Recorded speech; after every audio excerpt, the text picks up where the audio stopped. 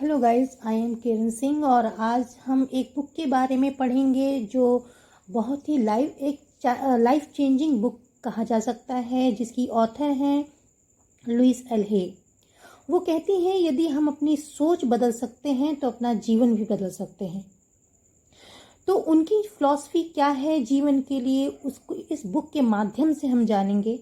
वो कहते हैं कि किसी भी थॉट में चेंज करके हम अपने बीमारियों से और अपने जीवन में बीमारियों से छुटकारा पा सकते हैं, अपने जीवन में खुशियाँ ला सकते हैं। तो चलिए पढ़ते हैं इस बुक को। इसका पहला चैप्टर पढ़ते हैं। वो कहती हैं कि जीवन वास्तव में बहुत सरल है, जो हम देते हैं वही हमें वापस मिलता है। जो कुछ हम अपने विषय में सोचते हैं वह हमारे लिए सच हो जाता है।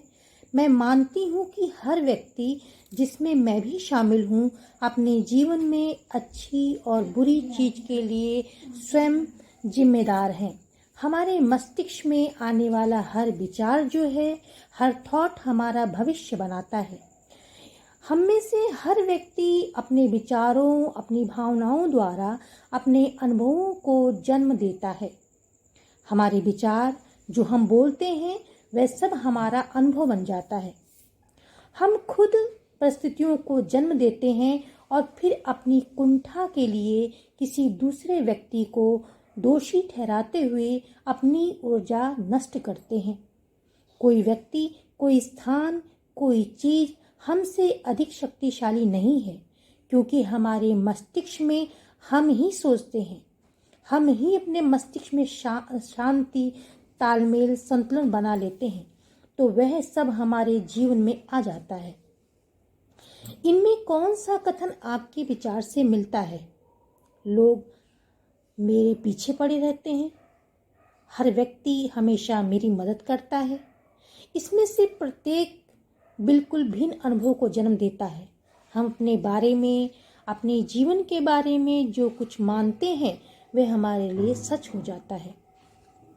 हम जो भी सोचना या मानना चाहते हैं, हमारे विचार में ब्रह्मांड हमारे साथ होता है। दूसरे रूप में हम जो भी स्वीकार करते हैं, हमारा अवचेतन मन, हमारा सबकॉन्शियस माइंड उसे स्वीकार कर लेता है। और इन दोनों का अर्थ है कि मैं अपने और जीवन के बारे में जो भी स्वीकारती हूँ वह मेरे लिए सच्चाई बन जाता है। आप अपने और जीवन के बारे में जो कुछ सोचते हैं वह आपके लिए सच हो जाता है। हमारे पास सोचने के लिए असीमित विकल्प होते हैं। हम ये जान पाते हैं, जब हम ये जान जाते हैं कि लोग मेरे पीछे पड़े हैं, कि अपेक्षा हर कोई हमेशा मेरी मदद करना चाहता है, का विकल्प का चुनाव करना सही होता है। शाश्वत शक्ति कभी हमारा मूल्यांकन या हमारी आलोचना नहीं करती। वह केवल हमारे मूल्यों को स्वीकार करती है, फिर वह हमारे विचारों को हमारे जीवन में प्रतिबिंबित करती है। यदि मैं मानना चाहती हूँ कि मेरा जीवन बहुत ही एकाकी है और कोई मुझे प्रेम नहीं करता, तो मुझे दुनिया में यही मिलेगा। लेकिन यदि मैं इस विचार को छोड़ने के लिए तैयार हूँ, तो अपने लिए दृढ़ता से ये कहूँ कि प्रेम हर जगह है और प्रेम करने व प्रेम पाने के लिए मैं योग्य हूँ, तो इस नए विचार पे कायम रहूँ तथा इसे बार बार स्वीकार करूँ, तो ये मेरे लिए सच हो जाएगा। अब मुझसे प्रेम करने वाले लोग मेरे जीवन में आएंगे। पहले से मौजूद लोग जो थे मेरे प्रति अधिक प्रेम रखेंगे और दूसरों के प्रति आसानी से प्रेम को अभिव्यक्त कर पाऊंगी। हम में से अधिकतर लोग हम कौन हैं के बारे में मूर्खतापूर्ण विचार रखते हैं और जीवन जीने के लिए बहुत से कठोर नियम बनाते हैं। यह हमें दोषी ठहराने के लिए नहीं है, क्योंकि हम में से हर कोई इस क्षण जितना अच्छा कर सकता है कर रहा है। यदि हम बेहतर जानते हैं, हमारे पास अधिक समझ और सजगता होती है, तो हम अपने अलग तरीके से करते हैं। कृपया अपनी स्थिति के लिए अपने आप को निचले स्तर पर न रखें। आपने ये पुस्तक उठाई है तो मुझे खोज निकाला है, इसका अर्थ है कि आप जीवन में एक सकारात्मक परिवर्तन लाना चाहते हैं। इसके लिए मैं आपको धन्यवाद देती हूँ। पुरुष रोते नहीं हैं, महिलाएं पैसा नहीं संभाल सकती। जीवन में कितने ही संकुचित विचार हैं ये। जब हम बहुत छोटे होते हैं तो हमारे तथा जीवन के बारे में महसूस करना हम अपने आसपास के बड़ों की प्रतिक्रियाओं से सीखते हैं।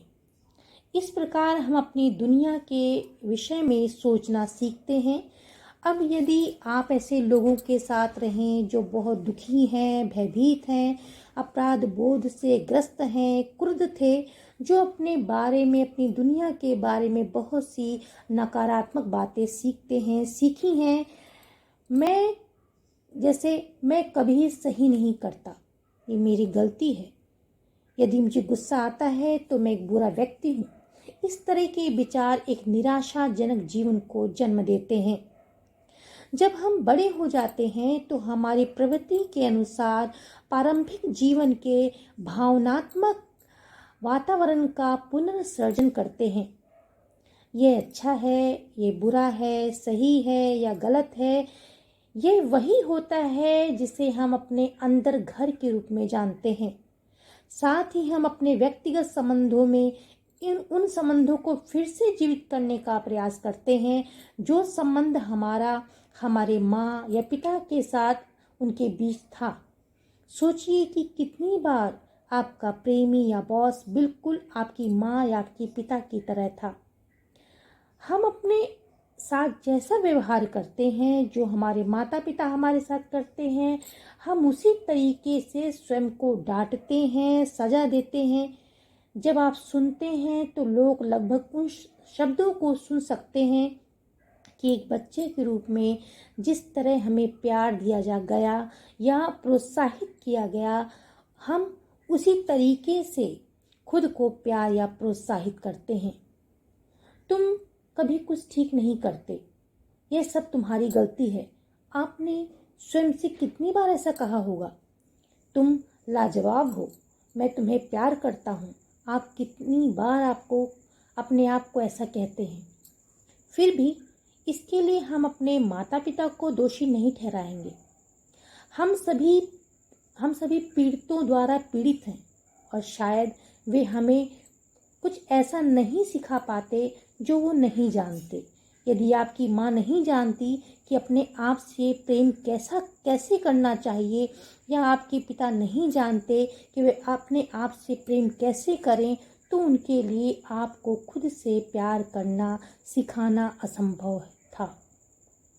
मैं अपने बचपन में मिली शिक्षा के अनुसार सब कुछ अच्छा कर रही थी। यदि आप अपने माता पिता को अधिक समझना चाहते हैं तो उन्हें अपने बचपन के बारे में बताने के लिए प्रेरित कीजिए। यदि आप संवेदना के साथ सुने तो आपको पता चलेगा कि उनके शंकाएं और शक्ति कहाँ कहाँ से आई है। जिन लोगों ने आपके साथ यह सब किया है वह आपकी तरह ही भयभीत और सहमे हुए थे। मैं ऐसा मानती हूँ कि हम स्वयं अपने माता पिता का चुनाव करते हैं। हम में से हर व्यक्ति, हर कोई धरती पर सुनिश्चित समय स्थान पर जन्म लेता है और हम यहाँ एक विशेष पाठ पढ़ने के लिए आए हैं जो हमें आध्यात्मिक विकास के पथ पर आगे बढ़ाएगा। हम अपना लिंग और अपना रंग, अपना देश चुनते हैं और फिर हम अपने किसी खास माता पिता को खोजते हैं जो इस स्वरूप को प्रतिबिंबित करेंगे, जिस पर हम अपना इस जीवन में काम करना चाहते हैं। फिर हम जब बड़े होते हैं और आमतौर पर अपने माता पिता पर उंगली उठाते हैं और रियाते हुए शिकायत करते हैं कि आपने मेरे साथ ऐसा क्यों किया, लेकिन वास्तव में हमने उन्हें इसलिए चुना क्योंकि वे हमारे कार्यों के लिए बिल्कुल उपयुक्त थे। हमारे बचपन में हमारी आस्थाएं स्थापित होती हैं और फिर उन्हीं आस्थाओं का अनुभव करते हुए जीवन में आगे बढ़ते हैं। अपने जीवन में पीछे की ओर देखिए। आप ध्यान दीजिए कि कितनी बार आप उसी अनुभव से गुजरे हैं। मेरा मानना है कि आपने उन अनुभवों को एक के बाद एक स्वयं बनाया, क्योंकि वे आपके अपने विश्वास को प्रतिबिंबित कर रहे थे। यह कोई मायने नहीं रखता कि हम लंबे समय से कोई समस्या थी या वे कितनी बड़ी थी, वे हमारे जीवन के लिए कितनी घातक थी। वर्तमान सभी सबसे अधिक शक्तिशाली होता है। आज हम जीवन में अपने जिन घटनाओं का अनुभव किया है, वे सभी आपके अतीत से जुड़े विचारों और आस्थाओं से बने हैं। वे उन विचारों शब्दों से बने थे जिन्हें आपने कल, पिछले सप्ताह, पिछले माह, पिछले वर्ष, आपकी आयु के अनुसार 10, 20, 30, 40 या इससे अधिक वर्षों के दौरान इस्तेमाल किया था। फिर भी यह आपका अतीत है, वह बीत चुका है। इस पल में महत्वपूर्ण यह है कि आप अभी क्या सोच रहे हैं, क्या विश्वास कर रहे हैं, क्या कहना चाहते हैं, क्योंकि ये विचार, ये शब्द आपका भविष्य निर्धारित करेंगे। वर्तमान क्षण हमारी ताकत है और वही आपके कल, अगले सप्ताह, अगले माह, अगले वर्ष, आगे के अनुभवों का आधार है। आप ध्यान दे सकते हैं कि इस क्षण आप क्या सोच रहे हैं। क्या वो नकारात्मक है या सकारात्मक? क्या आप चाहते हैं ये विचार आपका भविष्य तय करें? बस ध्यान दें और सजग हो जाएं। हम केवल विचारों के साथ व्यवहार करते हैं और विचार बदले जा सकते हैं। इसमें कोई फर्क नहीं पड़ता कि समस्या क्या है। हमारे अनुभव अपने विषय अंदरूनी विचारों के बाहरी परिणाम हैं। यहाँ तक कि आपने अपने आप से घृणा करना केवल अपने विषय में विचार से घृणा करना है। आपका यह विचार कि मैं एक बुरा व्यक्ति हूँ, ये विचार एक भावना को उत्पन्न करता है और आप इस भावना के वश में हो जाते हैं। लेकिन यदि आपका ये विचार ना हो तो ये भावना भी नहीं होगी। विचारों को बदला जा सकता है। विचारों को बदलें और यह भावना समाप्त हो जाएगी। यह केवल यह दर्शाने के लिए है कि हम अपने बहुत से विश्वास कहाँ से प्राप्त करते हैं, लेकिन हम जानकारी को अपनी पीड़ा में डूबे रहने के बहाने के रूप में इस्तेमाल न करें। अतीत का हमारे ऊपर कोई प्रभाव नहीं होता। यह मायने नहीं रखता कि हम कितने लंबे समय से नकारात्मक विचारों में डूबे रहे हैं। शक्ति का केंद्र बिंदु वर्तमान क्षण में है। इसे महसूस करना कितना अद्भुत है और इस क्षण से मुक्त होना शुरू कर सकते हैं। मानो या ना मानो, हम स्वयं अपने विचारों को चुनते हैं। इस आदत के अनुसार किसी विचार को बार बार सोच सकते हैं ताकि ऐसा ना लगे कि हम स्वयं विचार को चुन रहे हैं। लेकिन पहली बार विचार का चयन हमने ही किया था। हम कुछ खास विचारों को सोचने से इनकार कर सकते हैं। जरा ध्यान दीजिए कि आपने कितनी बार अपने बारे में सकारात्मक विचार लाने से इनकार कर दिया। तो फिर आप अपने बारे में नकारात्मक सोचने से इनकार कर सकते हैं। मुझे ऐसा लगता है कि इस धरती पर जिस किसी को मैं जानती हूँ या जिसके साथ मैंने काम किया है, वह किसी न किसी आत्मवंचना और आत्मबोध से ग्रस्त है। हम जितनी ज़्यादा आत्मवंचना और अपराध बोध रखते हैं, हमारा जीवन उतना ही बदतर होता है। आत्मवंचना और अपराध बोध जितना कम होता है, हमारा जीवन हर स्तर पर उतना ही बेहतर होता है।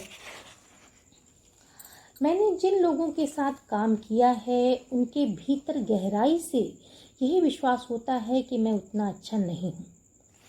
साथ में ही हम हमेशा विचार कहते हैं कि मैं एक अपेक्षित कार्य नहीं करता या मैं इसके लिए योग्य नहीं हूँ।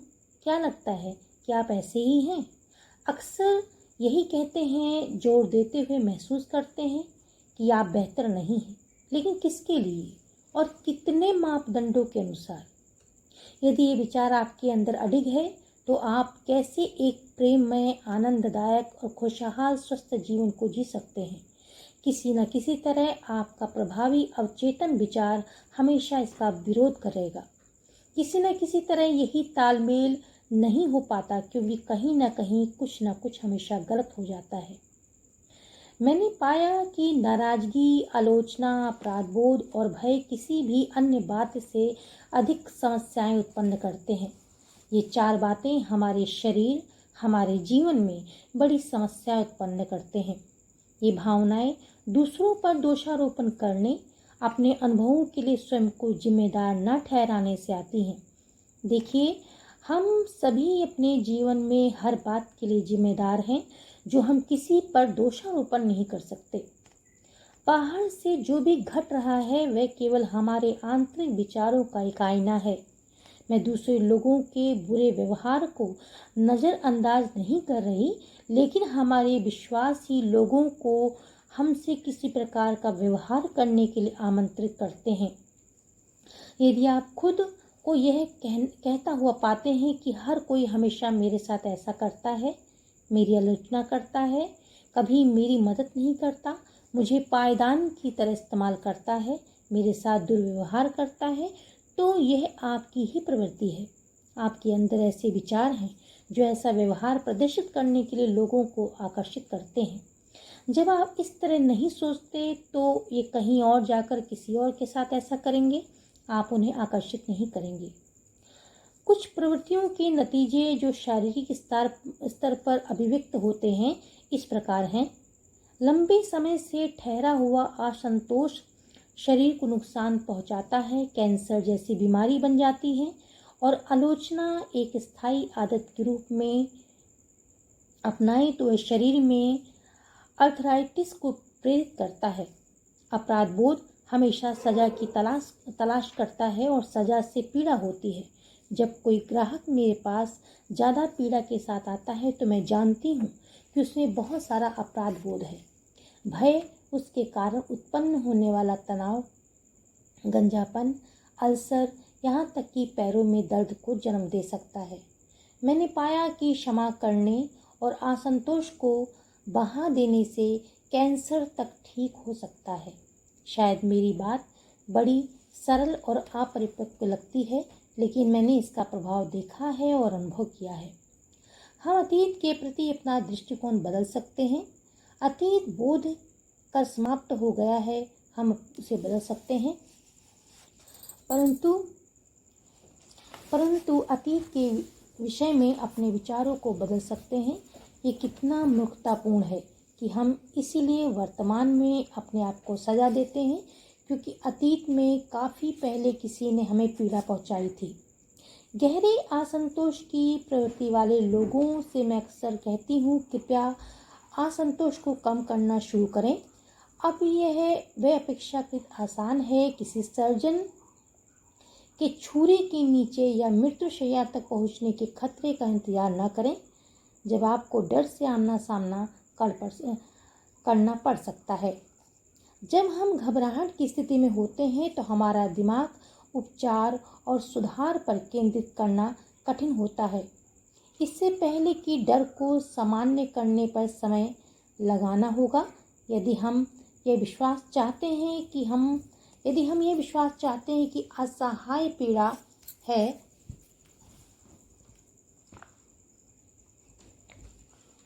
और जब कोई उम्मीद नहीं है, तो ब्रह्मांड भी इस विश्वास में हमारा साथ देगा। हम बर्बाद हो जाएंगे। बेहतर है कि हम मूर्खतापूर्ण, पुराने और नकारात्मक विचारों और विश्वासों को छोड़ दें, जो हमारी मदद नहीं करते, विकास की ओर नहीं ले जाते। यहाँ तक कि ईश्वर का प्रारूप भी ऐसा होना चाहिए जो हमारे लिए हो, हमारे खिलाफ न हो। अतीत को भूलने के लिए हमें क्षमा करने के लिए तत्पर होना होगा। हमें अतीत को छोड़ने और अपने सहित हर किसी को क्षमा करने के लिए तैयार होने की ज़रूरत है।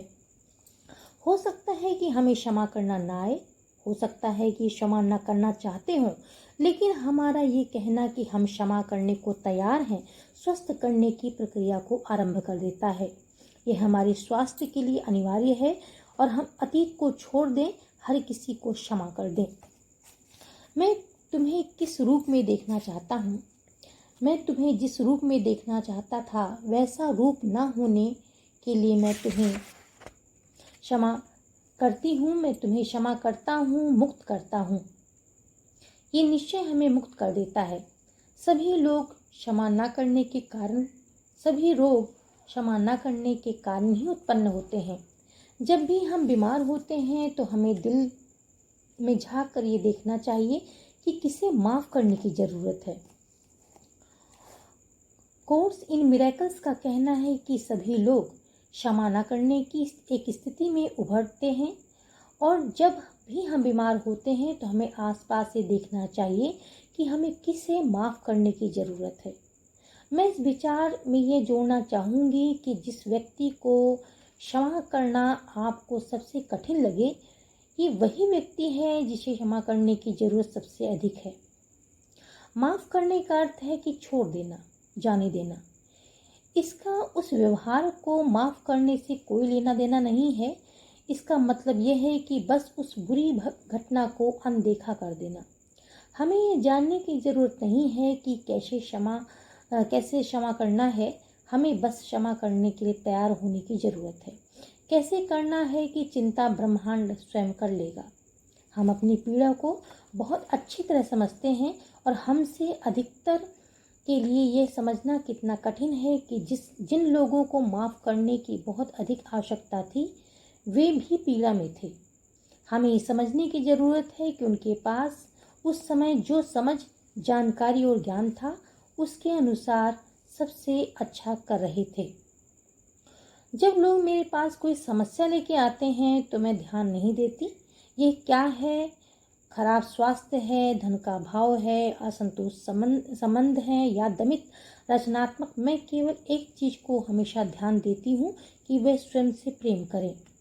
मैंने पाया कि हम सब अपने आप को जैसे हैं वैसे रूप में प्रेम करते हैं, स्वीकार करते हैं, तो जीवन में सब कुछ ठीक हो जाता है। ऐसा मानो कि हर जगह बहुत छोटे से चमत्कार हो रहे हैं। हमारा स्वास्थ्य सुधरने लगता है, हमारे पास धन अधिक होता है, और हमारे जो रिश्ते हैं वो भी संतोषजनक हो जाते हैं। हम रचनात्मक रूप से सार्थक तरीकों से खुद को अभिव्यक्त करना शुरू कर देते हैं। ऐसा लगता है कि ये सब हमारे प्रयास के बगैर हो रहा है। खुद को प्रेम करना, उसे स्वीकार करना, सुरक्षित बनाना, भरोसा करना, योग्य बनना तथा स्वीकार करना आपके मन और मस्तिष्क को व्यवस्थित करेगा। आपके जीवन में अधिक स्नेही रिश्तों को जन्म देगा, नए कार्य को जीने का एक नया तथा बेहतर स्थान दिलाएगा। यहाँ तक कि सार्थक शरीर के वजन आपके शरीर के वजन को भी सामान्य कर देगा। जो लोग खुद से अपने शरीर से प्रेम करते हैं, वे ना तो अपने साथ और ना ही दूसरों के साथ गलत करते हैं। वर्तमान में आत्म अनुमोदन और आत्म स्वीकार्यता हमारे जीवन के हर क्षेत्र में सकारात्मक परिवर्तनों की मुख्य कुंजियां हैं। मेरे लिए खुद से प्रेम करना किसी भी चीज़ के लिए कभी भी खुद की आलोचना न करने से शुरू होता है। आलोचना हमें उस व्यवहार में कैद कर देती है जिसे हम बदलने की कोशिश कर रहे हैं। स्वयं को बदलते हुए अपने साथ सौम्य रहना हमें उस कैद से निकलने में मदद करता है। याद रखिए कि आप वर्षों से खुद को आलोचना करते आ रहे हैं, इससे कोई लाभ नहीं हुआ है। अपना अनुमोदन करने का प्रयास कीजिए और देखिए फिर क्या होता है। सेकंड चैप्टर, समस्या क्या है। मेरा शरीर सही ढंग से कार्य नहीं करता। दर्द, रक्त निकलना, दुखना, टपकना, मरोड़, सूजन, जलन, बुढ़ापा, देखने में परेशानी, सुनने में परेशानी, शरीर सड़ रहा है और ऐसी कई परेशानियां, इसके साथ आपकी अपनी बनाई अन्य परेशानियां। मैं सोचती हूँ कि यह सब मैंने सुना हुआ है, मेरे संबंध में, मेरे पक्ष में नहीं। उनमें घुटन है, किसी काम के नहीं है, बहुत सी अपेक्षाएं रखते हैं, समर्थन नहीं देते, हमेशा आलोचना करते हैं, प्यार नहीं करते, कभी मुझे अकेला नहीं छोड़ते, हर समय मुझे खुरेदते रहते हैं और मेरे साथ परेशान नहीं होना चाहते, मुझे दबाते हैं, कभी मेरी बात नहीं सुनते और ऐसी ही बातें। इसके अलावा और भी जो अवधारणाएं हैं, बिल्कुल मैंने सब सुना है। मेरी आर्थिक व्यवस्था सही नहीं है, आर्थिक स्थिति बेकार है, कभी कभार ठीक नहीं होती, कभी नहीं, मेरी पहुंच से बाहर है, बहुत खर्च होता है, बिल अदा नहीं होते, पैसा हाथों से निकल जाता है और अन्य बातें, स्वयं आपके द्वारा उत्पन्न और कई बातें। निश्चित ही मैंने सब बातें सुनी हुई हैं। मेरा जीवन बेकार है। मैं जो कुछ करना चाहता हूँ वो कभी नहीं कर पाता। मैं किसी को खुश नहीं कर पाता। मैं स्वयं नहीं जानता मैं क्या करना चाहता हूँ। मेरे पास अपने लिए भी समय नहीं है। मेरी ज़रूरतों इच्छाओं के लिए पूर्ति नहीं होती है। मैं केवल दूसरों को खुश करने के लिए ही जी रहा हूँ। मैं बस एक पायदान की तरह हूँ। किसी को परवाह नहीं है कि मैं क्या करना चाहता हूँ। मुझ में कोई काबिलियत नहीं है। मैं कुछ भी नहीं कर सकता। मैं बस टाल मटोल करता हूँ। कोई भी चीज़ मेरे काम की नहीं है और बहुत कुछ। इसके साथ ही आपने अपने लिए सोचा होगा, मैंने ऐसा बहुत बार सुना है। जब भी मैं अपने ग्राहक से पूछती हूँ कि उसके जीवन में क्या चल रहा है, तो वो आम तौर पर उपयुक्त जवाबों में से कोई एक देता है या जवाबों में से कोई कई। मैंने वास्तव में मुझे लगता है कि वे समस्या को जानते हैं, लेकिन मैं जानती हूँ कि शिकायतें केवल आंतरिक विचारों का प्रारूपों के बाहरी प्रभाव हैं। आंतरिक विचार प्रारूपों की सतह के नीचे एक और अधिक गहरा और अधिक मूलभूत प्रारूप है जो सभी बाहरी प्रभावों का आधार है। जब मैं कुछ मूलभूत प्रश्न पूछती हूँ तो मैं उनके द्वारा इस्तेमाल किए हुए शब्दों पर ध्यान देती हूँ कि आपके जीवन में क्या चल रहा है, आपका स्वास्थ्य कैसा है, आप अपना जीवन निर्वाह कैसे करते हैं, क्या आपको अपना काम पसंद है, आपकी आर्थिक स्थिति कैसी है, आपका प्रणय जीवन कैसा है, पिछला जो रिश्ता था वो कैसे समाप्त हुआ और उससे पहले का रिश्ता किस प्रकार समाप्त हुआ, अपने बचपन के बारे में कुछ बताइए। मैं उनके शरीर की मुद्राएं और चेहरे की भाव देखती हूँ, लेकिन अधिकांश मैं उनके शब्दों को सुनती हूँ। विचार और शब्द हमारी भावी अनुभवों को जन्म देते हैं। जब मैं उन्हें बात करते हुए सुनती हूँ तो मैं सहजता से उनकी समस्याओं के कारण समझ जाती हूँ कि हमारे शब्द हमारे अंदरूनी विचारों के बारे में बताते हैं। कभी कभार उनके शब्द उनके अनुभवों से मेल नहीं खाते जिनका कि वे वर्णन करते हैं, फिर भी मैं समझ जाती हूँ कि या तो वे वास्तव में जानते नहीं हैं कि क्या हो रहा है या वो मुझसे झूठ बोल रहे हैं। इसमें से एक शुरुआती बिंदु है कि हमारी बात शुरू होने के लिए आधार बनते हैं। अभ्यास मुझे करना चाहिए। अगली चीज़ जो मैं करती हूँ वह है एक पैड पर एक कलम देना और इस कागज़ पर सबसे ऊपर वह लिखने के लिए कहना, मुझे ये करना चाहिए। उन्हें उपरोक्त वाक्यों को पूरा करने के 5 या 6 तरीकों की तरह एक सूची बनानी होती है। कुछ लोगों को शुरुआत करने में कठिनाई होती है, कुछ के पास लिखने के लिए इतनी बातें होती हैं कि उन्हें रोकना मुश्किल होता है। इसके बाद मैं उन्हें अपने सामने एक बार में एक सूची को पढ़ने के लिए कहती हूँ जिसमें हर वाक्य मुझे करना चाहिए से शुरू होता है। वे सब पढ़ते हैं तो मैं पूछती हूँ क्यों। जो जवाब मिलते हैं वो दिलचस्प और बहुत कुछ प्रकट करने वाले होते हैं, जैसे कि मेरी माँ ने कहा मुझे ऐसा करना चाहिए, क्योंकि ये कहने में करने में डरता नहीं हूँ, क्योंकि मुझे परिपूर्ण होना है, सभी को ये करना चाहिए, क्योंकि मैं काफ़ी आलसी हूँ, काफ़ी नाटा हूँ, काफ़ी लंबा हूँ, काफ़ी मोटा हूँ, पतला हूँ, काफ़ी बेवकूफ़ हूँ, काफ़ी कुरूप हूँ, बेकार हूँ। ये सब जवाब मुझे दिखाते हैं कि वे अपने विश्वासों के कारण कहाँ अटके हुए हैं और अपनी सीमाओं के बारे में क्या सोचते हैं। मैं उनके उत्तरों पर कोई टिप्पणी नहीं करती। जब उनकी सूची समाप्त हो जाती है तो मैं चाहिए शब्द के बारे में बात करती हूँ। देखिए, मैं मानती हूँ कि चाहिए शब्द हमारी भाषा के सबसे नुकसानदायक है। हर बार जब हम चाहिए का इस्तेमाल करते हैं तो वास्तव में हम गलत कह रहे होते हैं। यह या तो हम गलत हैं या गलत थे या गलत होने वाले हैं। मुझे नहीं लगता कि हमारे जीवन में और गलतियों की ज़रूरत है। हमारे पास चयन की ज़्यादा आज़ादी होनी चाहिए। मैं चाहिए शब्द को हमेशा के लिए शब्दावली से निकालना चाहूँगी। मैं उसके स्थान पर सकता हूँ या रखना चाहूँगी। सकता हूँ इस आज़ादी हमें आज़ादी देता है और ये हम इसमें कभी गलत नहीं होते। इसके बाद मैं उन्हें उस सूची को फिर से एक बार पढ़ने के लिए कहती हूँ, मगर इस बार हर वाक्य को यदि मैं चाहता हूँ, मैं कर सकता हूँ से शुरू करने के लिए कहती हूँ। ये इस विषय पर कई नई रोशनी डालता है। जब वे हमेशा ऐसा कहते हैं कि मैं सौम्यता से उनकी बातों को सुनती हूँ, आपने ऐसा क्यों नहीं किया? अब अलग अलग उत्तर मिलते हैं। मैं नहीं करना चाहता, मैं नहीं डरता, मैं नहीं जानता कैसे करना चाहिए क्योंकि मैं उतना अच्छा नहीं हूँ, और भी बहुत कुछ। हम अक्सर पाते हैं कि बरसों से खुद की किसी ऐसे कार्य आदि करने के लिए कमज़ोर समझते रहे हैं जो वे कभी करना ही नहीं चाहते थे, या तो कुछ ऐसा ना करने के लिए अपनी आलोचना करते रहे हैं जिसे करने का उनका विचार ही नहीं था। अक्सर ऐसा था कि किसी और ने कहा कि उन्हें करना चाहिए, और जब उस कार्य को देखें उन्हें चाहिए कि सूची से निकाल सकते हैं। कितनी राहत की बात है ये।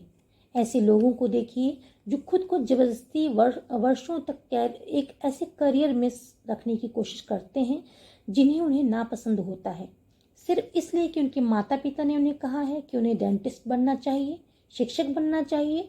कितनी बार हमने ऐसे हीन भावना महसूस की है क्योंकि हमें कहा गया कि हमें किसी अन्य रिश्तेदार की तरह इतनी अधिक स्मार्ट या अधिक अमीर या अधिक रचनात्मक होना चाहिए। आपकी चाहिए की सूची में क्या है जिसे हटाकर राहत महसूस होगी?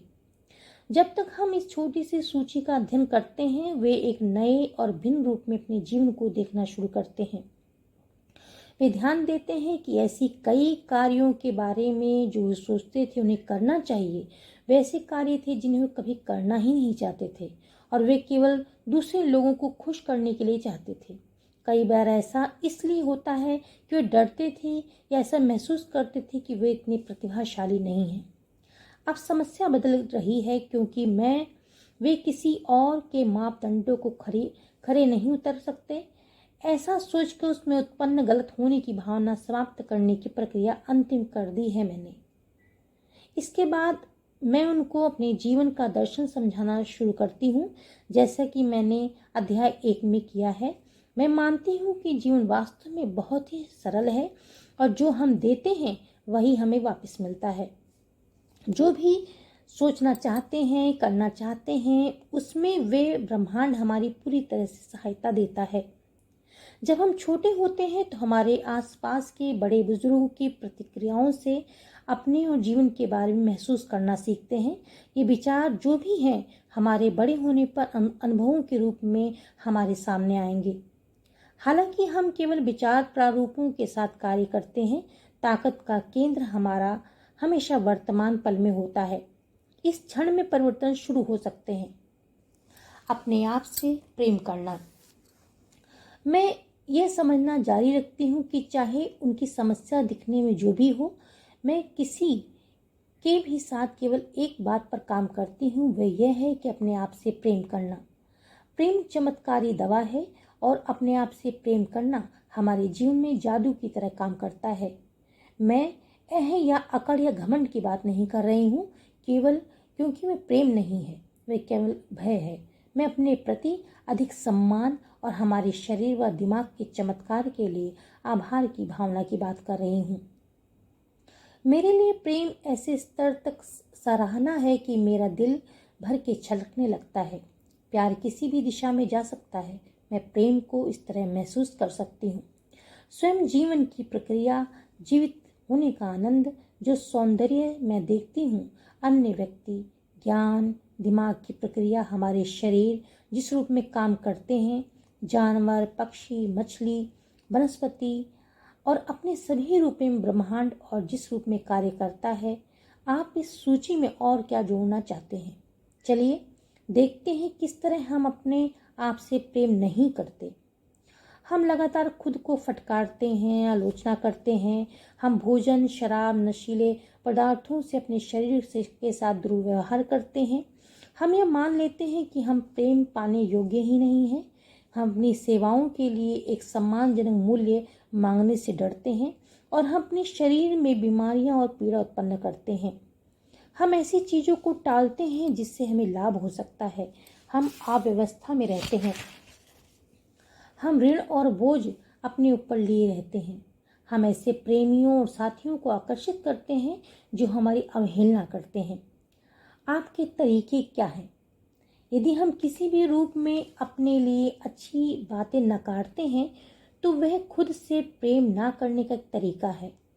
मुझे अपनी एक ग्राहक याद है जो चश्मा पहनती थी। एक दिन हमने उसके बचपन का एक पुराना डर निकाला। अगले दिन जब वह सोकर उठी तो उसे लगा कि उसने अपने कॉन्टेक्ट लेंस पहनकर परेशानी हो रही है। तो उसने आसपास देखा और पाया कि उसकी नज़र बिल्कुल साफ थी। फिर वह पूरे दिन कहती रही कि मुझे विश्वास नहीं हो रहा, मुझे विश्वास नहीं हो रहा। और अगले दिन उसने फिर जो लेंसेस थे पहन लिए। हमारे अवचेतन दिमाग में विनोद की कोई भावना नहीं होती। उसे यकीन नहीं हुआ कि उसकी आंखें पूरी तरह ठीक हो गई हैं। आत्मशक्ति का अभाव भी खुद से प्रेम ना करने के लिए एक और भाव है। टॉम एक बहुत अच्छा कलाकार था। उसके पास बहुत अमीर ग्राहक थे जिन्होंने उसे अपने घरों में एक दो दीवारें सजाने के लिए कहा था। फिर भी वह अपनी ही सही बिल पेश करने के लिए बहुत पीछे था। उसके द्वारा पेश किए हुए मूल्य कभी काम को पूरा करने में लगे समय की सही कीमत नहीं थे। जो भी व्यक्ति कोई अलग सेवा प्रदान करता था या एक आदित्य उत्पाद का सृजन करता था वह केवल कोई भी मूल्य मांग सकता है। पैसे वाले लोग अपने लिए किए गए काम के लिए अच्छा भुगतान करना पसंद करते हैं। वे उसके उत्पाद को मूल्यवान बनाता है। कुछ और उदाहरण। हमारा साथी थका हुआ और चिड़चिड़ा रहता है। हम हैरान हैं कि हमने ऐसा क्या गलत किया। वह हमें एक दो बार बाहर ले जाता है फिर दोबारा फ़ोन नहीं करता। हमें लगता है कि हमारे रिश्ते में कुछ गलत है। हमारी शादी खत्म हो गई और निश्चित रूप से हम विफल हो गए। हम वेतन वृद्धि के लिए कहने से डरते हैं। हमारा शरीर जेंटलमैन्स या लोग नामक पत्रिका में प्रकाशित होने के लिए नहीं मिलती हैं। हम हीन भावना से ग्रस्त होते हैं। हम बिक्री नहीं कर पाते, हासिल नहीं कर पाते। हमें यकीन है कि हम लायक नहीं हैं। हम अंतरंग और किसी के बहुत पास आने से डरते हैं इसलिए और यौन संबंध स्थापित करते हैं। हम निर्णय नहीं ले सकते क्योंकि हमें यकीन है कि वे गलत होंगे। आप अपनी आत्मशक्ति के अभाव ही अभिव्यक्ति किस प्रकार करेंगे? शिशुओं की संपूर्णता। जब आप एक नन्हे शिशु को देखते हैं तो आप देखते हो कितना संपूर्ण है। शिशुओं को संपूर्ण बनने के लिए कुछ नहीं करना पड़ता। वे पहले से संपूर्ण होते हैं और वैसा करते हैं मानो वो सब जानते हों। वे जानते हैं कि वे ब्रह्मांड का केंद्र बिंदु हैं और वे अपनी मनपसंद चीज़ मांगने से डरते नहीं हैं। वे अपनी भावनाओं को खुलकर अभिव्यक्त करते हैं। आपको पता है जब कोई शिशु क्रोधित होता है तो वास्तव में पूरे पड़ोस को पता चल जाता है। आप समझ जाते हैं कि अब शिशु खुश होते हैं और क्योंकि उनकी मुस्कुराहट कमरे में उजाला कर देती है। वे प्रेम से ओत-प्रोत होते हैं। नन्हे शिशुओं को यदि प्रेम ना मिले तो जीवित नहीं रह सकते। जब हम बड़े हो जाते हैं तो हम प्रेम के बिना रहना सीख लेते हैं, लेकिन शिशु इससे समझौता नहीं करते। शिशु अपने जीवन के हर अंग को भी प्यार करते हैं, अपने शरीर के हर अंग को प्यार करते हैं और यहाँ तक कि अपने मल को भी। उसमें अविश्वसनीय साहस होता है। आप वैसे थे, हम सभी वैसे थे। फिर हमने अपने आसपास के बड़े बुजुर्गों की बात सुननी शुरू की जो डरना सीख चुके थे। हम अपनी ही प्रतिभा को नकारना शुरू कर दिया। जब ग्राहक मुझे विश्वास दिलाने की कोशिश करते हैं वो कितने बुरे हैं या प्रेम करने योग्य नहीं हैं तो मैं कभी इस पर विश्वास नहीं करती। मेरा काम उन्हें इस दौर में वापस लाना है जब वे जानते हैं कि अपने आप को किस तरह प्यार करना है। अभ्यास। दर्पण। इसके बाद मैं ग्राहकों को एक छोटा सा दर्पण उठाने और अपनी आँखों में देखने और अपना नाम कहते हुए ये बोलने को कहती हूँ कि मैं तुम्हें उसी रूप में प्यार और स्वीकार करता हूँ जैसे तुम हो। ये कई लोगों के लिए बहुत ही कठिन होता है और इस अभ्यास से आनंद उठाने की बात तो दूर, मुझे शायद ही कभी इसके लिए सुखद प्रतिक्रिया मिली है। कुछ रोते हैं, कुछ की आंखों में पानी आ जाता है, कुछ रुष्ट हो जाते हैं और अपने गुणों या विशेषताओं को महत्व नहीं देते। कुछ जोर देकर कहते हैं कि वे ऐसा नहीं कर सकते। एक व्यक्ति ने तो कमरे में दर्पण को फेंक कर भाग जाना चाहा। उसे दर्पण में अपने आप को देखना और अपने आप को देखते रहना कई महीने लग गए। वर्षों तक मैं दर्पण केवल उसके दिखने वाले दृश्य को आलोचना करने के लिए देखती रही और अपने आप को स्वीकार बनाने के लिए अपने भौहों को तराशते हुए बिताए गए अंतहीन घंटों को याद करके अब मैं चकित हो जाती हूँ। मुझे याद है कि मुझे स्वयं अपनी आंखों में देखने से डर लगता था। ये सरल अभ्यास मुझे बहुत कुछ सिखाता है। एक घंटे में भी कम समय में बाहरी समस्या के नीचे मौजूद कुछ मुख्य मुद्दों तक पहुंचने में सफल हो जाती हूँ। यदि हम केवल समस्या के स्तर तक काम को करें तो हम हर बारीकी पर काम करते हैं और बहुत सा समय लगा सकते हैं। जिस पल हमें लगता है कि हमने सब ठीक कर लिया, वह कहीं और उभर जाता है। दिखने वाली समस्या शायद ही असली समस्या होती है। बात एक ग्राहक की है। वह अपने रूप को लेकर काफ़ी सोचती थी, खासकर अपने दांतों को लेकर। वह एक डेंटिस्ट से दूसरे डेंटिस्ट के पास घूमती रही और महसूस करती रही कि हर किसी ने उसके चेहरे को और भद्दा बना दिया है। उसने अपनी नाक ठीक करवाई, फिर डॉक्टरों से ठीक से काम नहीं किया डॉक्टरों ने, तो हर व्यक्ति उसको इस विचार को प्रतिबिंबित कर रहा था कि वे कितनी बदसूरत है।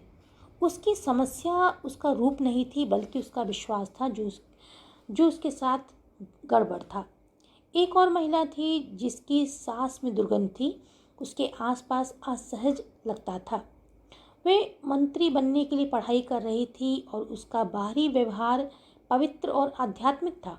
उसके नीचे दबे हुए गुस्से और ईर्ष्या की एक लहर थी जो तब बाहर आती थी जब उसे लगता था कि कोई उसके पद के लिए खतरा बन सकता है।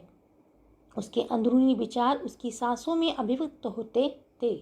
वे स्नेहहीन होने का दिखावा करती और समय पर वह आक्रामक होती थी। उसे और किसी से नहीं बल्कि खुद से ही खतरा था।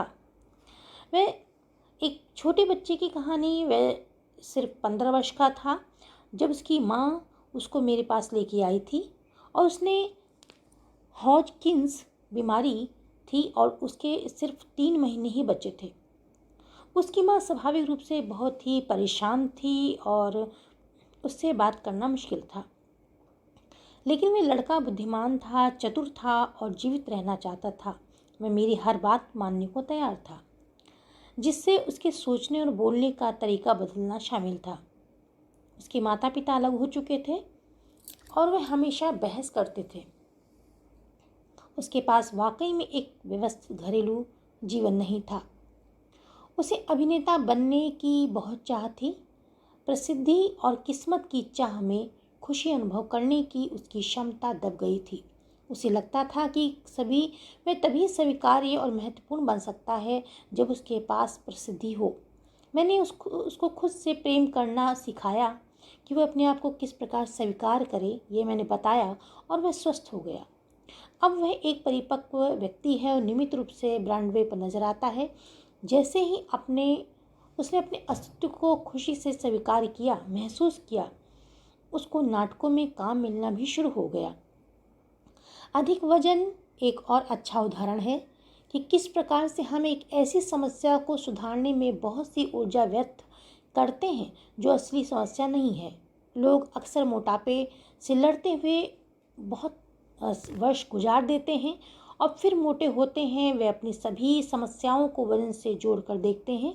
अधिक वजन एक गहरी अंदरूनी समस्या का केवल एक बाहरी प्रभाव है। मेरे लिए ये समस्या डर, सुरक्षा की आवश्यकता है। जब हम डरे हुए या असुरक्षित होते हैं तो पर्याप्त रूप से अच्छे नहीं हैं महसूस करते हैं और हम में से कई सुरक्षा के लिए अतिरिक्त वजन एकत्रित कर लेते हैं। अधिक भारी होने के लिए अपने आप को कम आंकने में अपना समय बिताना, भोजन का हर ग्रास जो हम खाते हैं उसके लिए अपराध बोध महसूस करना, वजन बढ़ने पर अपने आप को कोसना केवल समय की बर्बादी है। 20 वर्षों के बाद इसी स्थिति में वो हो सकते हैं क्योंकि हमने असली समस्या से निपटना शुरू भी नहीं किया। हमने बस ये किया कि अपने आप को अधिक भयभीत और असुरक्षित बनाया है। फिर हमें सुरक्षा के लिए अधिक वजन की ज़रूरत पड़ती है। इसीलिए मैं अधिक वजन या डाइट पर ध्यान देने से इनकार कर देती हूँ क्योंकि डाइटिंग काम नहीं करती। एकमात्र डाइट जो काम करती है वह है मानसिक डाइट। नकारात्मक विचारों से दूर रहना। मैं ग्राहकों से कहती हूँ कि चलिए उस मुद्दे को कुछ समय के लिए एक और रख देते हैं और पहले कुछ अन्य बातों पर ध्यान देते हैं। वे अक्सर मुझे बताते हैं कि वे अपने आप से प्यार नहीं करते क्योंकि वो इतने मोटे हैं, या जैसा कि एक लड़की ने कहा किनारों पर अधिक गोल है। मैं उन्हें समझाती हूँ कि वे मोटे इसलिए हैं क्योंकि वे खुद से प्रेम नहीं करते। जब हम अपने आप से प्रेम और स्वयं को स्वीकार करते हैं तो हमारे शरीर में आश्चर्यजनक रूप से वजन कम होता है। कभी कभी ग्राहक मुझसे नाराज़ भी होते हैं जब मैं समझाती हूँ कि अपना जीवन उनके लिए बदलना कितना आसान है। वे शायद ऐसा महसूस करते हैं कि मैं उनकी समस्याओं को समझ नहीं पा रही हूँ। एक महिला बहुत निराश हो गई और बोली कि मैं यहाँ लेखन कार्य के लिए मदद लेने के लिए आई हूँ, खुद से प्यार करना सीखने के लिए नहीं। मेरे लिए समझना मुश्किल नहीं था कि उसकी मुख्य समस्या अपने आप से नफरत करना थी। वह उसके जीवन के प्रत्येक अंग में थी और यहाँ तक कि उसके लेखन में भी व्याप्त हो गई है। वह किसी भी चीज़ में सफलता नहीं प्राप्त कर सकती जब तक कि वह अपने आप को इतना अयोग्य महसूस करती है। उसने मेरी बात नहीं सुनी, रोती हुई चली गई। फिर 1 वर्ष के बाद फिर उसी समस्या और बहुत सारी समस्या लेकर आई। कुछ लोग तैयार नहीं होते हैं और निर्णय नहीं कर पाते हैं। हम सभी अपने में परिवर्तन सही समय, सही स्थान और क्रम में करना शुरू करें। मैंने 40 की उम्र तक अपने जीवन में बदलाव लाना शुरू भी नहीं किया। असली समस्या तो एक ग्राहक ने अभी अभी इस निर्दोष छोटे दर्पण में देखा और वे दुखी है। मैं खुशी से मुस्कुराती हूँ और कहती हूँ कि बहुत बढ़िया, अब हम असली समस्या की ओर देख रहे हैं।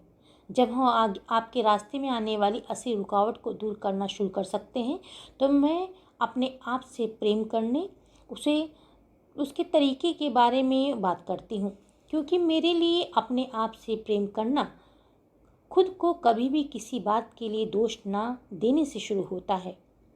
मैं उनको और देखते हुए उनसे पूछती हूँ कि क्यों वो अपनी आलोचना करते हैं। उनकी प्रतिक्रियाएं मुझे बहुत कुछ बता देती हैं। हाँ बिल्कुल, हर समय उतना नहीं जितना मैं करता था। मैं अपने अंदर बदलाव कैसे लाऊंगा अगर मैं अपनी निंदा ना करूं? क्या हर कोई ऐसा नहीं करता? मैं कहती हूँ, क्या हम किसी के बारे में बात नहीं कर रहे, हम अपने बारे में बात कर रहे हैं। आप अपनी निंदा क्यों करते हैं? आप में क्या कमी है? जब वे बात करते हैं तो मैं एक सूची बनाती हूँ और जो भी वो कहते हैं कि वो अक्सर उनको सूची से मेल खाता है। उन्हें लगता है कि वे अधिक लंबे हैं, नाटे हैं, अधिक मोटे हैं, अधिक पतले हैं, अधिक मूर्ख हैं और अधिक बूढ़े हैं, अधिक युवा हैं, बदसूरत हैं, या उन्हें अधिक देर हो गई है या अधिक जल्दी है, वे आलसी हैं। ऐसी कई बातें। ध्यान दीजिए, लगभग हमेशा सब कुछ अधिक होता है। अतः मैं अब इस समस्या के आधार पर पूछते हैं, वे कहते हैं कि मैं उतना बेहतर नहीं हूँ। वाह, आखिरकार हमने असली समस्या को खोज लिया।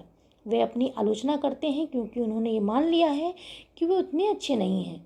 ग्राहक हमेशा चकित होते हैं कि हम कितनी जल्दी इस मुद्दे पर पहुंच गए हैं।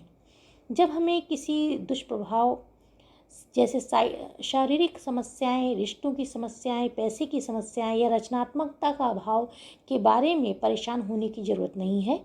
हम अपनी सारी ऊर्जा, सारी समस्याओं की जड़ अपने आप को प्यार ना करना के समाधान में लगा सकते हैं। चैप्टर 3, कहाँ से आता है ये विचार?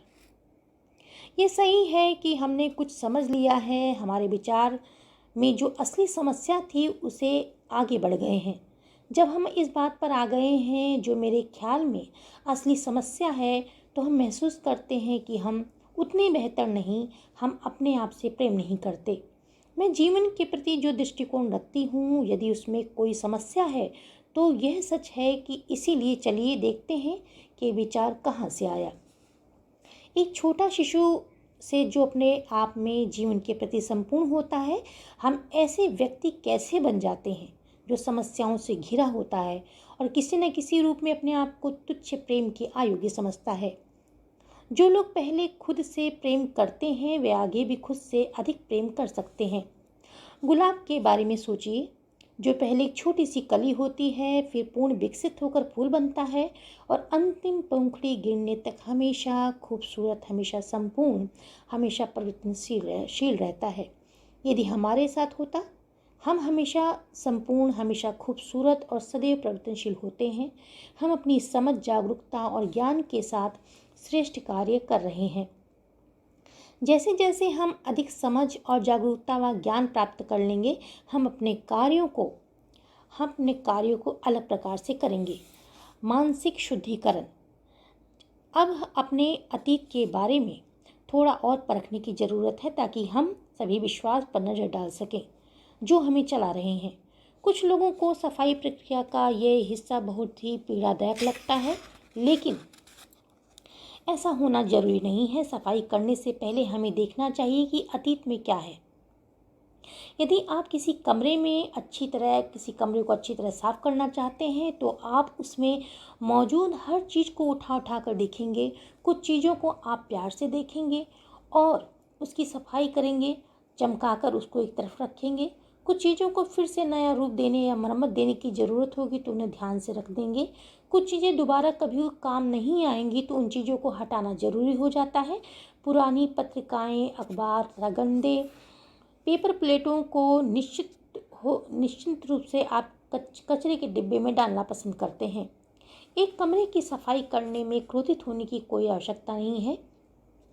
बिल्कुल ऐसे ही अपने मन मस्तिष्क के घर में सफाई करना, केवल इसीलिए क्रोधित होने की कोई ज़रूरत नहीं है क्योंकि उसके कुछ विश्वास खत्म करने की ज़रूरत है।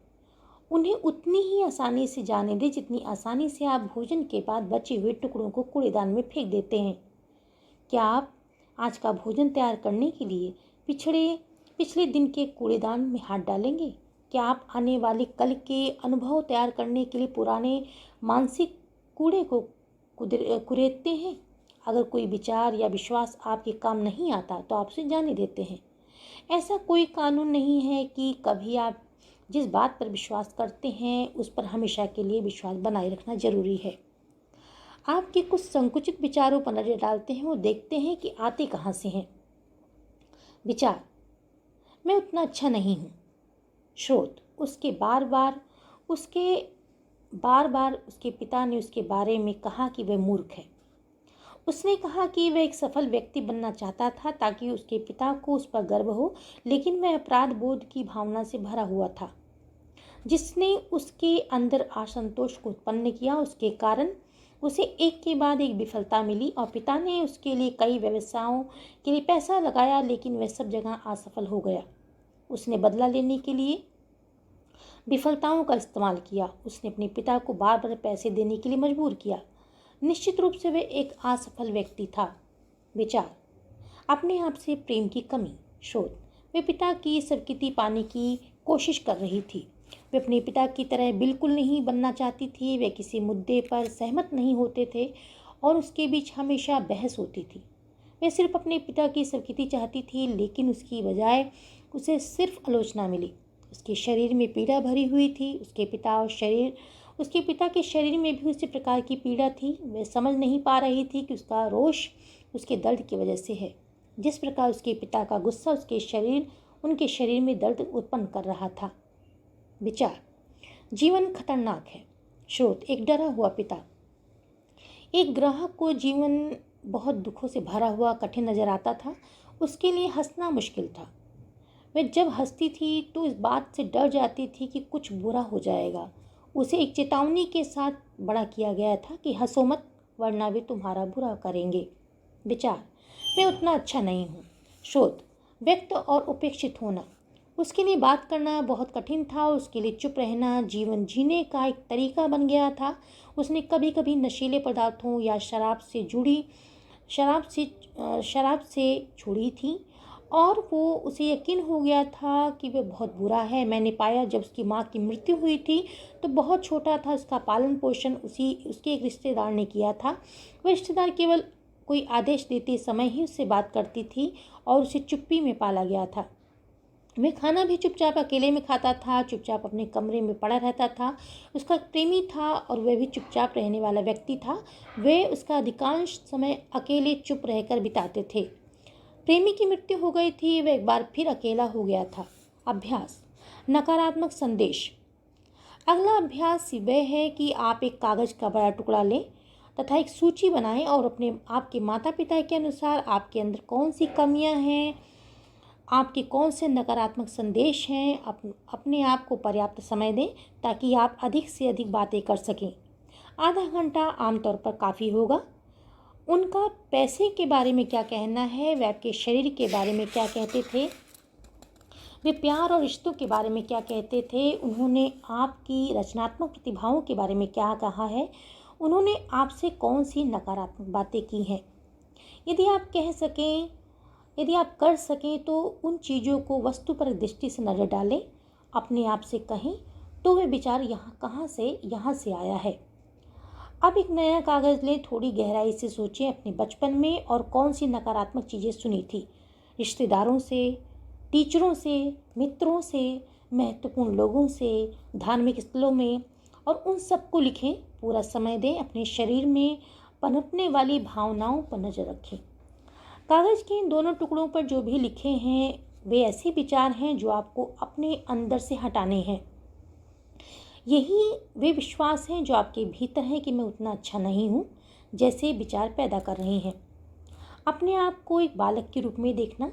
यदि हम 3 साल के एक बालक को लें और उसे कमरे के मध्य में डाल दें, फिर आप और मैं उस बच्चे पर चिल्लाना शुरू करें, उससे कहें वह कितना बेवकूफ़ है, किसी भी काम को ठीक से नहीं करता, कैसे उसे करना चाहिए वह नहीं कर पा रहा है, उसके द्वारा की गई अफरा तफरी पर नज़र डालें, साथ ही उसे 1-2 थप्पड़ भी लगा दें। आखिरकार हमारे सामने एक डरा हुआ छोटा सा बच्चा होगा जो चुपचाप एक कोने में बैठा होगा और उसे उस जगह को अस्त व्यस्त कर देगा।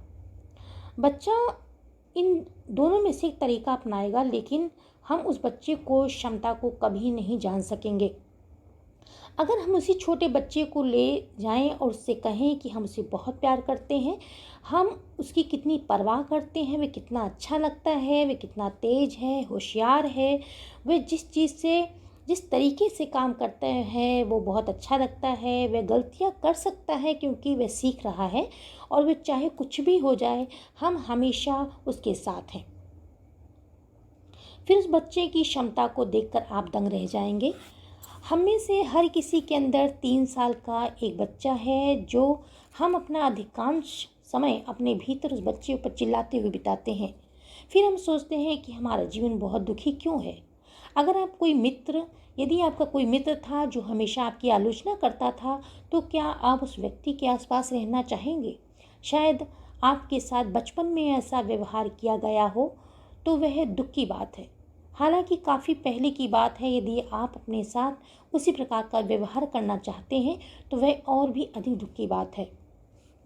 तो अब हमारे सामने नकारात्मक संदेशों की एक सूची है जो हमने एक बालक के रूप में सुना था। वह सूची आपके अनुसार आपके अंदर मौजूद कमियों की सूची से किस तरह मेल खाती है? क्या वह लगभग समान है? शायद हाँ। हमारे जीवन की कहानी अपने शुरुआती संदेशों पर आधारित है। हम सभी अच्छे और छोटे बच्चे होते हैं, अत्यंत आज्ञाकारी, उन सभी बातों को स्वीकार कर लेते हैं जो वे हमें सच्चाई के रूप में बताते हैं। अपने माता पिता को दोषी ठहराना, अपने जीवन का बाकी समय एक पीड़ित के रूप में बिताना हमारे लिए बहुत आसान होगा, लेकिन यह कोई अच्छी बात नहीं होगी। निश्चित रूप से हम उसे बंदिशों से निकालेंगे। अपने परिवार को दोषी ठहराना, दोष देना किसी समस्या में टिके रहने का एक निश्चित तरीका है। दूसरों को दोषी ठहराने में हम अपनी शक्ति बर्बाद करते हैं। समझना कि हमें उस समस्या से ऊपर उठने और अपने भविष्य को नियंत्रित करने में मदद करती है। अतीत को बदला नहीं जा सकता। भविष्य हमारी वर्तमान सोच से आकार लेता है।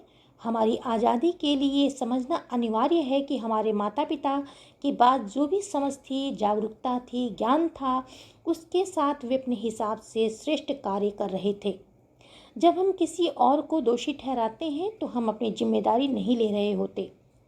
जिन लोगों ने हमारे साथ जो गलत किया वे भी डरे हुए, आशंकित थे जितने आप हैं। वे उतना ही असहाय महसूस करते थे जितना आप करते थे। वे आपको उतना ही सिखा रहे थे जितना वो जानते थे। आप अपने माता पिता के बचपन के बारे में, खास कर 10 वर्षों की आयु के पहले उनके बचपन के बारे में कितना जानते हैं? यदि अब भी आपके लिए पता लगाना संभव है तो उनसे पूछिए। यदि आप अपने माता पिता के बचपन के बारे में पता लगाएंगे तो आप अधिक आसानी से समझ पाएंगे कि उन्होंने जो किया वो क्यों किया। ये समझ आपके अंदर संवेदना उत्पन्न करेगी। यदि आपको इसके बारे में पता नहीं है तो और पता नहीं कर सकते हैं, कल्पना करने का प्रयास करें कि उनका बचपन कैसा रहा होगा। किस प्रकार का बचपन उनके जैसा वैसा तैयार कर सकता है। आपकी अपनी आज़ादी के लिए इस ज्ञान की ज़रूरत है कि आप जब तक उन्हें मुक्त नहीं करते हैं तब तक आप खुद को मुक्त नहीं कर सकते। आप तब तक अपने आप को माफ़ नहीं कर सकते जब तक कि आप उन्हें माफ़ नहीं कर सकते। यदि आप उनसे पूर्णता की मांग करते हैं तो आप खुद से भी पूर्णता की मांग करेंगे, फिर अपनी पूरी ज़िंदगी दुखी रहेंगे। अपने माता पिता को चुनना। मैं इस सिद्धांत से सहमत हूँ कि हम खुद अपने माता पिता को चुनते हैं। हम जो सबक सीखते हैं वे हमारे माता पिता की कमजोरियों से पूरी तरह मेल खाते हैं, प्रतीत होते हैं। मैं मानती हूँ कि हम सभी एक अनंत सफ़र पे हैं। हम इस धरती पर कुछ सबक सीखने के लिए आए हैं और जो हमारे आध्यात्मिक विकास के लिए ज़रूरी है। हम अपना लिंग, अपना रंग, अपना देश चुनते हैं, फिर एक परफेक्ट माता पिता की तलाश करते हैं जो हमारे विचार और प्रारूपों को प्रतिबिंबित करते हैं। इस धरती पे हम अपना आना स्कूल जाने के समान है। यदि हम ब्यूटिशियन बनना चाहते हैं तो आप वैसा ही संस्थान में जाएंगे। यदि आप मैकेनिक बनना चाहते हैं तो आप मैकेनिक्स के स्कूल में जाएंगे। यदि आप वकील बनना चाहते हैं तो लॉ के स्कूल में जाएंगे। इस बार अपने माता पिता को चुना है। वे सब बातों में पूर्ण हैं जो चीज़ें आप सीखना चाहते हैं। जब हम बड़े होते हैं अक्सर अपने माता पिता की तरफ उंगलियां उठाते हैं और कहते हैं कि आपने मेरे साथ ऐसा क्यों किया। लेकिन मेरा मानना है कि हमने स्वयं ही उन्हें चुना है। दूसरों की बात सुनना। जब हम छोटे होते हैं तो हमारे बड़े भाई और बहन हमारे लिए भगवान होते हैं। यदि वे खुश नहीं होते तो शायद उन्होंने वह नाराज़गी शारीरिक और शाब्दिक रूप से हमारे ऊपर निकाली। शायद उन्होंने ऐसी बातें कही कि यह तुम्हारी गलती है और तुम अभी बच्चे हो, तुम ऐसा नहीं कर सकते, तुम बेवकूफ़ हो, हमारे साथ नहीं खेल सकते। स्कूल में हमारे शिक्षक हम पर काफ़ी प्रभाव डालते हैं। 5वीं कक्षा में एक शिक्षक ने जोर देकर मुझसे कहा था कि मैं नृत्य करने के लिए अधिक लंबी हूँ। मैंने उस पर विश्वास कर लिया था और नृत्य करने की अपनी इच्छाओं को दबा दिया था जब तक कि मैं नृत्य में अपना करियर बनाने के लिए अपनी आयु पार नहीं कर पाई। क्या आप समझते हैं कि परीक्षाएं और ग्रेड केवल देखने के लिए होते हैं? आपको निश्चित समय पर कितना ज्ञान था? आप ऐसे बालक थे जो ऐसी परीक्षाओं और ग्रेडों के मदद से अपना सामर्थ्य आंकते थे। हमारे शुरुआती मित्र जीवन के बारे में अपनी गलत जानकारी हमारे साथ बांटते हैं। स्कूल में दूसरे बच्चे हमें परेशान कर सकते हैं। हम हमेशा याद रहने वाली चोटें दे सकते हैं। जब मैं छोटी थी मेरा अंतिम नाम लूने था। बच्चे मुझे लूनेटिक या पागल कहते थे। पड़ोसियों का हम पर प्रभाव होता था, न केवल अपनी टिप्पणियों की वजह से बल्कि हमारे इसलिए भी था क्योंकि हमें कहा जाता था कि पड़ोसी क्या सोचेंगे। मैं दूसरे महत्वपूर्ण लोगों के बारे में सोचिए जिन्होंने अपने बचपन में आपको प्रभावित किया है, और निश्चित रूप से पत्रिकाओं, टेलीफोन, टेलीविज़न पर आने वाले विज्ञापनों को भी देखें। सशक्त प्रेरित करने वाली बातें होती हैं। बहुत सारे उत्पाद हमें ये महसूस कराते हैं, वे बेचे जाते हैं कि यदि हमने उनका इस्तेमाल नहीं किया तो हम बेकार हैं, गलत हैं। हम यहाँ पर अपनी शुरुआती जो संकीर्णताएं हैं आगे बढ़ने के लिए हैं, चाहे वह जो भी हों। हम यहाँ पर अपनी भव्यता और देवता को पहचानने के लिए हैं। चाहे उन्होंने हमसे जो भी कहा हो, आपको अपने नकारात्मक विचारों पर काबू पाना, मुझे अपने नकारात्मक विचारों पर काबू पाना है। चैप्टर 4।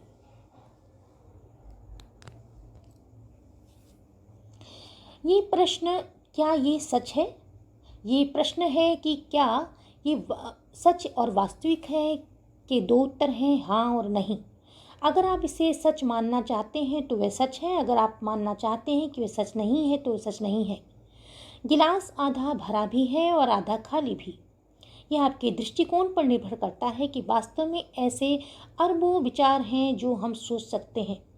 हम में से अधिकतर लोग उसी प्रकार सोचते हैं जिस प्रकार से हमारे माता पिता सोचते हैं, लेकिन हमें ऐसा करते रहने की ज़रूरत नहीं है, क्योंकि कोई भी लिखित कानून नहीं है कि जो करता हो हम केवल एक ही तरीके से सोच सकते हैं। मैं जो भी विश्वास करना चाहती हूँ उसके लिए वह मेरे लिए सच हो जाता है। आप जो भी विश्वास करना चाहते हैं वह आपके लिए सच हो जाता है। हमारे विचार पूरी तरह से भिन्न हो सकते हैं, हमारे जीवन और अनुभव पूरी तरह से भिन्न हैं। अपने विचारों को जांचें। हम जो भी विश्वास करते हैं वह हमारे लिए सच हो जाता है। अगर आपको अचानक एक आर्थिक संकट का सामना करना पड़ता है तो किसी न किसी रूप में आपको ऐसा लग सकता है कि आप अमीर बनने के लायक नहीं हैं। आप कर्जों और ऋणों में यकीन रखते हैं। यदि आप यह मानते हैं कि कोई भी अच्छी चीज़ हमेशा के लिए नहीं रहती, शायद आप यह मानते हैं कि ज़िंदगी आपके लिए मुसीबतें पैदा करती है, और जैसा कि मैं अक्सर सुनती हूँ, मैं जीत नहीं सकता।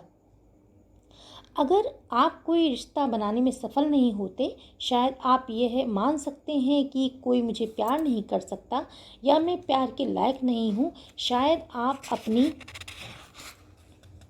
माँ की तरह दबने से डरते हैं, और या शायद आप सोचते हैं कि लोग मुझे चोट पहुँचाते हैं। यदि आपकी सेहत अच्छी नहीं है तो ऐसा सोच सकते हैं कि हमारे परिवार में सब बीमार रहते हैं, या आप मौसम के शिकार हैं, या शायद मैं दुख उठाने के लिए पैदा हुई हूँ, या एक के बाद एक परेशानियाँ आती हैं,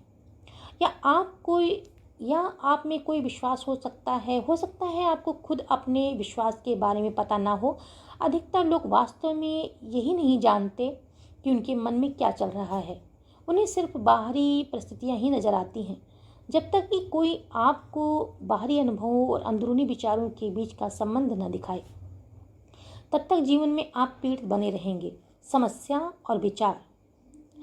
आर्थिक संकट, इसका विचार है कि मैं अमीर बनने के योग्य नहीं हूँ। कोई मित्र ना होना, इसका विचार है कोई मुझे प्यार नहीं करता। काम में समस्याएं, इसका विचार है मैं उतना अच्छा नहीं हूँ। हमेशा दूसरों को खुश करना, इसका विचार है कि मैं कभी सफल नहीं होता। समस्याएं जो भी हों, ये एक प्रकार की विचार से आती हैं, और विचारों को बदला जा सकता है। यह सच लग सकता है, यह सच महसूस हो सकता है। इस बीच समस्याएं हैं जिनसे हम अपने जीवन में जूझ रहे हैं। हम चाहे कितने भी कठिन समस्या के साथ जूझ रहे हों, यह केवल एक अंदरूनी विचार प्रारूप का एक बाहरी परिणाम है। यदि आप नहीं जानते कौन से विचार आपकी समस्याओं का कारण है, तो आप सही स्थान पर हैं, क्योंकि ये पुस्तक इसलिए तैयार की गई है कि आप कारण खोज पाएं। आपके जीवन की समस्याओं पर नज़र डालें, अपने जीवन के समस्याओं पर नज़र डालें, और अपने आप से पूछें कि मेरे कौन से विचार इन्हें जन्म दे रहे हैं। यदि आप चुपचाप बैठ के अपने आप से पूछेंगे तो आपकी आंतरिक बुद्धि इसका जवाब देगी। वह सिर्फ एक विश्वास है जो आपने एक बालक के रूप में सीखा।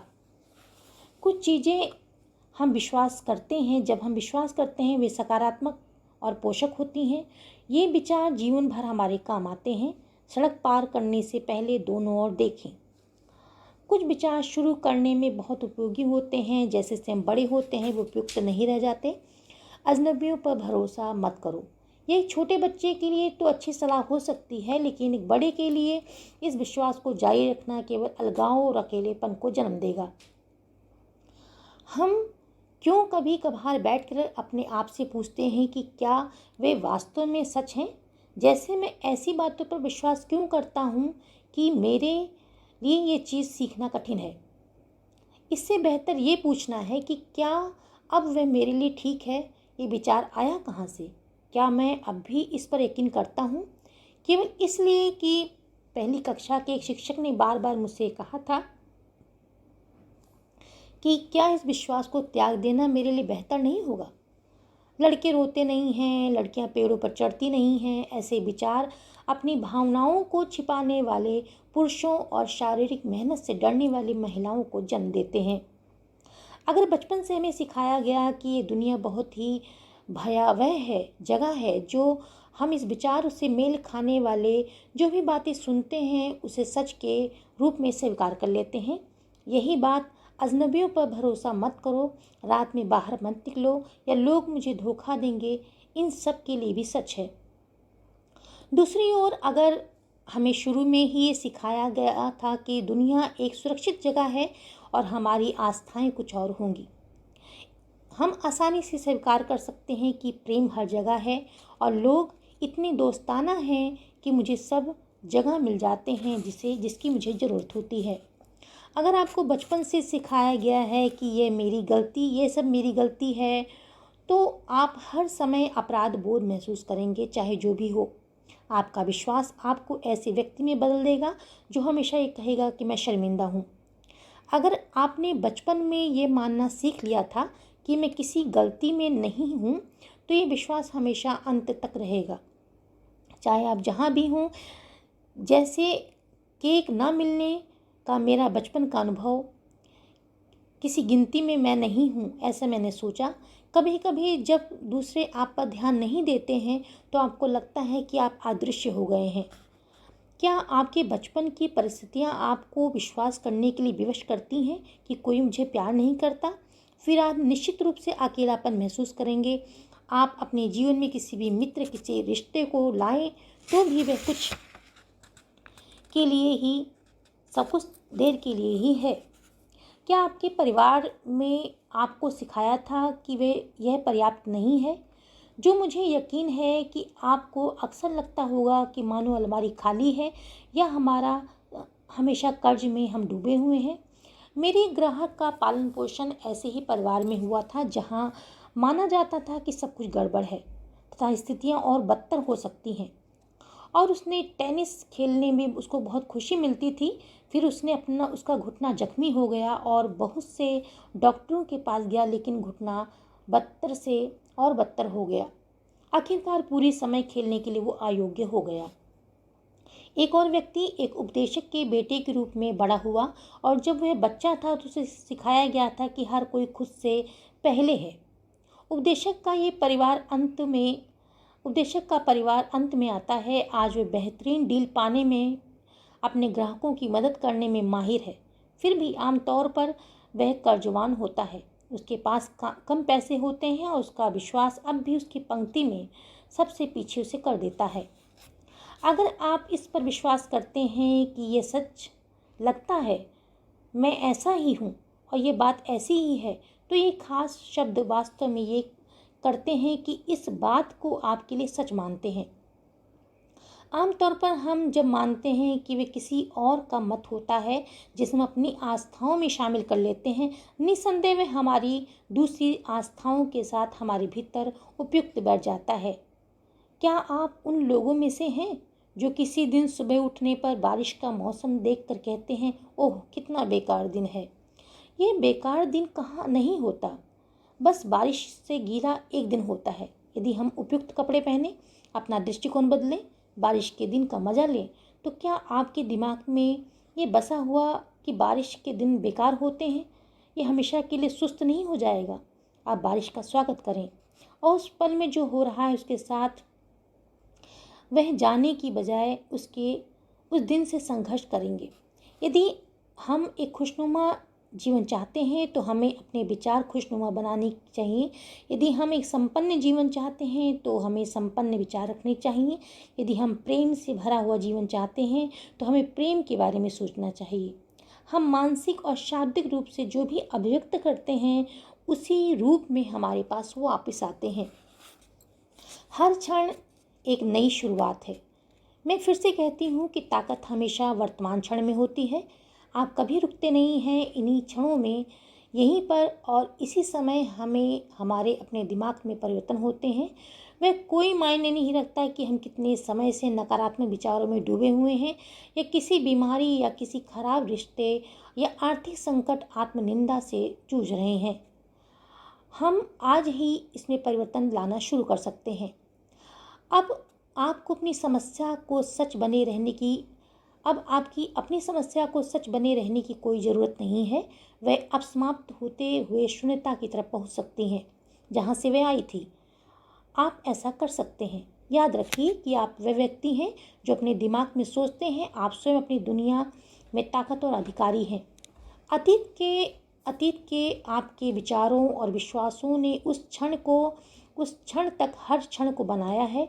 आप विश्वास करने और सोचने के लिए जो भी चुनते हैं वे अगले क्षण को, अगले दिन, अगले महीने आपके लिए साल को गढ़ेगा। हाँ बंधु, तुम हो। मैं आपको उसमें सबसे उम्दा सलाह दे सकती हूँ जो मेरे वर्षों के अनुभव से आया है। अब भी आप वही पुराने विचारों को सोच सकते हैं। आप बदलने से इनकार कर सकते हैं और अपनी सभी समस्याओं को बनाए रख सकते हैं। आपकी दुनिया में आप सबसे ताकतवर हैं। आप जो भी सोचने के लिए चुनते हैं वह आपको मिलेगा। ये क्षण नई प्रक्रिया शुरू हो रहा है। हर क्षण एक नई शुरुआत है और यह क्षण आपके लिए अभी और यहाँ एक नई शुरुआत है। बस जानना बड़ी बात नहीं है। यह जानना बड़ी बात नहीं है कि यह क्षण शक्ति का क्षण है। इसी क्षण में परिवर्तन शुरू होता है। क्या यह सच है? इस पल के लिए रुकें और अपने विचार को पकड़ें। आप इस समय क्या सोच रहे हैं? यदि यह सच है तो आपके विचार आपके जीवन को आकार देते हैं। तो आप अभी भी सोच रहे हैं, क्या उसे अपने लिए सच बनाना चाहेंगे? यदि वे चिंता या गुस्सा या चोट या प्रतिशोध डर का विचार है तो आपको लगता है कि वे विचार किस तरह से आपके पास लौट कर आएगा। हमेशा अपने विचारों को पकड़ना आसान नहीं होता क्योंकि बहुत तेज़ी से आगे बढ़ते हैं। फिर भी हम अभी से अपने बातों पर ध्यान रखना, सुनना शुरू करते हैं। यदि आप खुद को किसी प्रकार से नकारात्मक शब्द बोलते हुए या सुनते हुए सोचते हैं तो बीच में ही रुक जाएं या उस वाक्य को बदल सकें या छोड़ दें। आप उन्हें यह भी कह सकते हैं कि बाहर निकलो।